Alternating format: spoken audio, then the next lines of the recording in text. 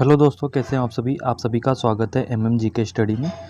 तो दोस्तों, हम जीके जीएस के कुछ सवाल देखने वाले हैं जो आपके हर तरीके के एग्जाम के लिए बहुत ही महत्वपूर्ण होने वाले हैं। तो वीडियो को एंड तक जरूर देखिए। चलिए पहला सवाल देखते हैं।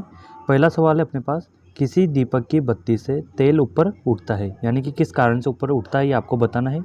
क्योंकि तेल वापसी है, क्योंकि तेल अधिक हल्का है, पृष्ठ तनाव के कारण, या फिर कैसिकत्व के कारण। तो दोस्तों, जो दीपक की बत्ती में जो तेल ऊपर उठता है वो किस वजह से उठता है ये आपको बताना है। तो यह उठता है दोस्तों कैसिकत्व के कारण, यानी कि डी ऑप्शन जो है अपना इसका सही जवाब हो जाएगा। दूसरा सवाल है अपने पास दोस्तों, मोटर कार में पश्चात दृश्य के लिए कौन सा दर्पण का व्यवहार होता है, यानी कि मोटर कार में जो पीछे का अपन दृश्य देखते हैं उसमें कौन सा दर्पण यूज होता है। आपके ऑप्शन है समतल दर्पण, समतल उत्तल दर्पण, अवतल दर्पण, या फिर उत्तल दर्पण। तो वाहन में पीछे का दृश्य देखने के लिए जिस दर्पण का यूज होता है वो आपको बताना है। और ध्यान रखिएगा दोस्तों, ये है आपका ऑप्शन डी, उत्तल दर्पण। चलिए सवाल नंबर 3 देखते हैं। तड़ित चालक निर्मित होते हैं लोहे से, तांबा से, इस्पात से, या फिर एल्यूमिनियम से। तो तड़ित चालक जो है वह किससे निर्मित होते हैं ये आपको बताना है।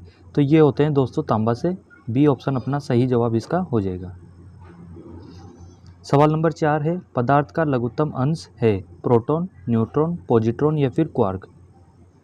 तो इनमें से जिसका जवाब आपको पता है आप लोग कमेंट करके ज़रूर बताइएगा। क्या हो जाएगा पदार्थ का लघुत्तम अंश। तो ये हो जाएगा दोस्तों आपका क्वार्क। डी ऑप्शन अपना इसका सही जवाब हो जाएगा। चलिए सवाल नंबर 5 है, निम्न में से सर्वाधिक पारिस्थितिक ईंधन है कोयला, पेट्रोल, हाइड्रोजन, या फिर डीजल। तो जो सबसे पारिस्थितिक ईंधन है वो बताना है आपको कौन सा है। तो ये है दोस्तों आपका हाइड्रोजन। सी ऑप्शन इसका सही जवाब हो जाएगा, हाइड्रोजन। ये आपको ध्यान में रखना है। सवाल नंबर 6 है, ईईजी का प्रयोग व्याधि के निदान के लिए किया जाता है। तो ईईजी का प्रयोग जो है वो किसके लिए किया जाता है। हृदय के लिए, यकृत के लिए, मस्तिष्क के लिए, या फुसफुस के लिए। तो किसके लिए प्रयोग किया जाता है दोस्तों ईईजी का। तो यह किया जाता है आपके मस्तिष्क के लिए। सी ऑप्शन इसका सही जवाब हो जाएगा।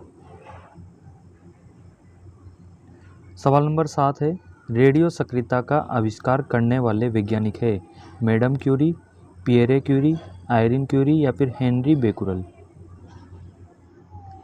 तो चलिए बताइए रेडियो सक्रियता का आविष्कार जो है वो कौन से वैज्ञानिक ने किया था। तो दोस्तों ये किया था हेनरी बेकुरल ने। डी ऑप्शन इसका सही जवाब हो जाएगा। सवाल नंबर 8 है, वैद्युतिक इस्त्री में अभ्रक का प्रयोग होता है क्योंकि यह है ताप का सुचालक लेकिन विद्युत का कुचालक, ताप का कुचालक लेकिन विद्युत का सुचालक, और ताप तथा विद्युत दोनों का सुचालक, या फिर ताप तथा विद्युत दोनों का कुचालक। तो चलिए बताइए जो इलेक्ट्रिक अपनी इस्त्री होती है फ्रेश, उसमें अभ्रक का प्रयोग क्यों किया जाता है। तो दोस्तों यह इसलिए किया जाता है क्योंकि यह ताप तथा विद्युत दोनों का कुचालक होता है। चलिए अगला सवाल देखते हैं। सवाल नंबर 9, किसी धातु के पृष्ठ के प्रति सेकंड उत्सर्जित फोटो इलेक्ट्रॉन की संख्या आपतित प्रकाश के किस गुण पर निर्भर करती है। तरंग दैर्ध्य पर, आवृत्ति पर, तीव्रता पर, या फिर उपयुक्त सभी पर। तो क्या हो जाएगा अपना सवाल नंबर 9 है इसका सही जवाब। ये हो जाएगा दोस्तों तीव्रता पर। सवाल नंबर 10 देखते हैं हम, प्रकाश के ध्रुवण से प्रकाश के किस गुण की पुष्टि होती है। प्रकाश तरंगे अनुदैर्ध्य होती है, प्रकाश तरंगे अनुप्रस्थ होती है, या फिर क्वांटम प्रकृति की। और इसका जो ऑप्शन डी है ये हो जाएगा दोस्तों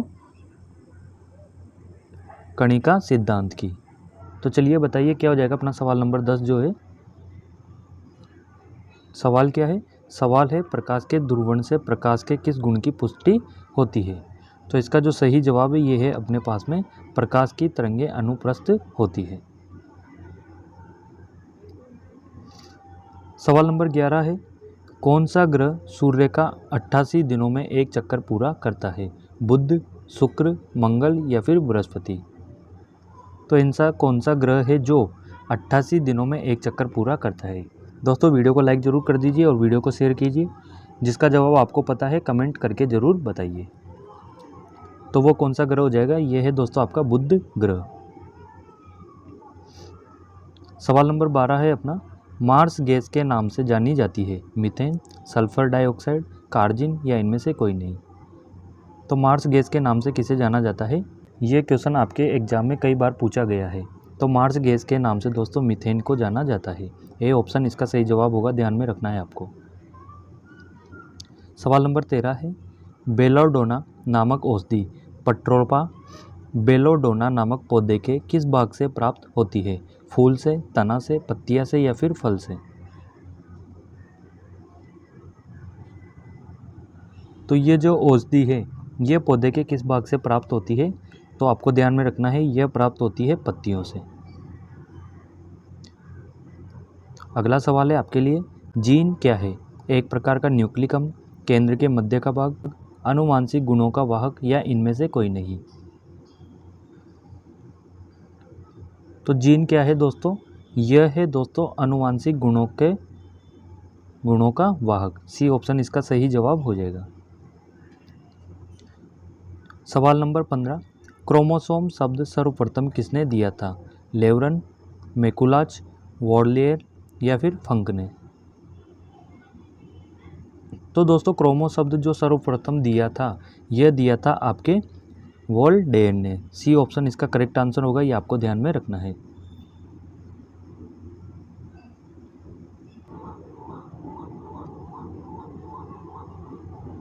अगला सवाल है दोस्तों, लैंगरहैंस की दीपिकाएं कहाँ पाई जाती है? गर्भाशय में, अग्नाशय में, मलाशय में या फिर अस्थि मज्जा में?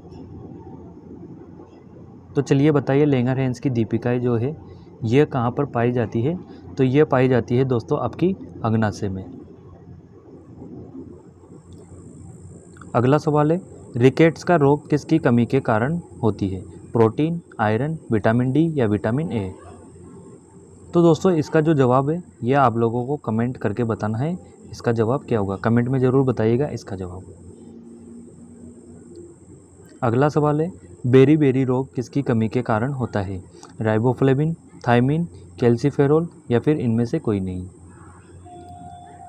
तो किसके कारण होता है दोस्तों ये बेरी बेरी रोग? ये होता है आपका ऑप्शन बी, थायमिन की वजह से। सवाल है अगला अपना सवाल नंबर 19, किसी वस्तु में जड़त्व का गुण किसके कारण होता है?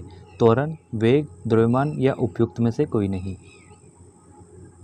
तो जड़त्व का जो गुण है वह किसके कारण होता है? तो ये ध्यान में रखना है दोस्तों आपको, ये होता है द्रव्यमान के कारण। सवाल नंबर 20 है, निम्नलिखित में से ऑयल ऑफ प्रिंटर-ग्रीन किसे कहते हैं? Methyl isolate, methyl salicylate, methyl acetate या एथिल एसीटेट? तो क्या बताया गया है? ऑयल ऑफ पीटर-ग्रीन, यह किसे कहा जाता है? तो दोस्तों यह कहा जाता है आपके मिथाइल सैलिसिलेट को।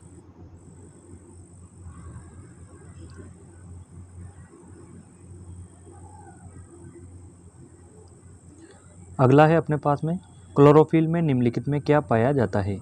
कैल्शियम, आयरन, मैग्नीशियम या सिलिकॉन? तो दोस्तों क्लोरोफिल में क्या पाया जाता है? तो ये पाया जाता है आपका मैग्नीशियम। सी ऑप्शन जो है इसका सही जवाब हो जाएगा। सवाल नंबर 22 है, प्रोटीन संश्लेषण किसके द्वारा किया जाता है?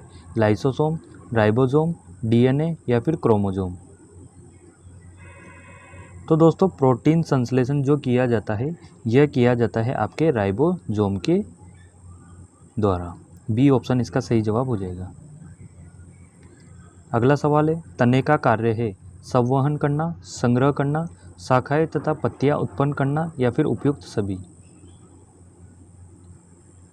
तो सवाल नंबर अपना 23 है, और क्या है तने का कार्य क्या है? तो तने का जो है दोस्तों ये सभी कार्य है। डी ऑप्शन सही जवाब इसका हो जाएगा।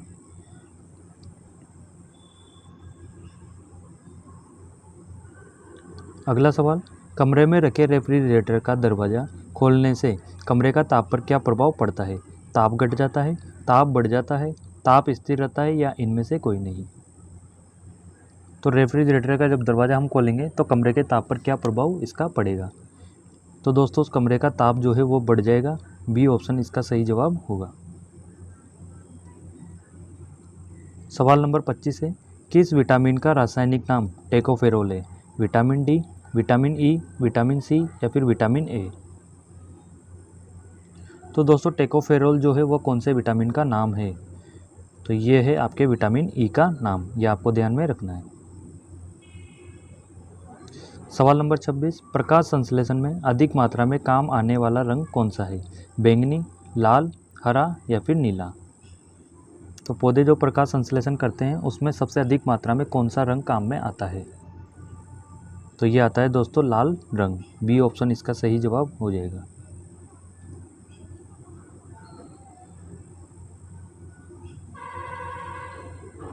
सवाल नंबर 27, जापान के निवासी किस नामक शैवाल का उपयोग सलाद के रूप में करते थे? अल्वा, नोस्टॉक, रोडोमेरिया या फिर कॉन्ड्रेट्स। क्या होगा सवाल नंबर 27 का जवाब? ये हो जाएगा दोस्तों अपना ऑप्शन ए अल्वा।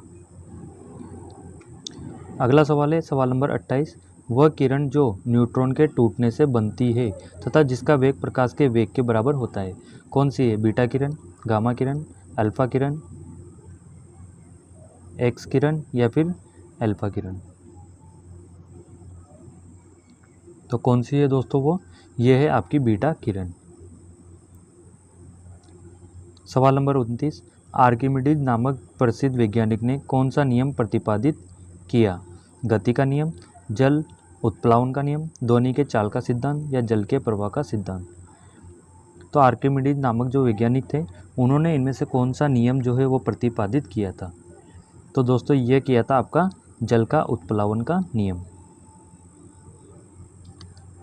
आखिरी सवाल है अपना, जंपिंग जीन का सिद्धांत किस वैज्ञानिक ने प्रतिपादित किया?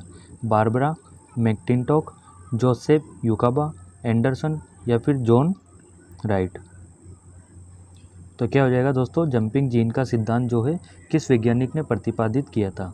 तो ये किया था दोस्तों आपका ऑप्शन है बारबरा मैकक्लिंटोक ने। तो ये थे दोस्तों अपना 30 सवाल। वीडियो को लाइक ज़रूर करें और ये जो क्वेश्चन है आपके एग्जाम में देखने को मिलेंगे। तो वीडियो को लाइक करें, जो लोग चैनल पर नए हैं चैनल को सब्सक्राइब जरूर करें।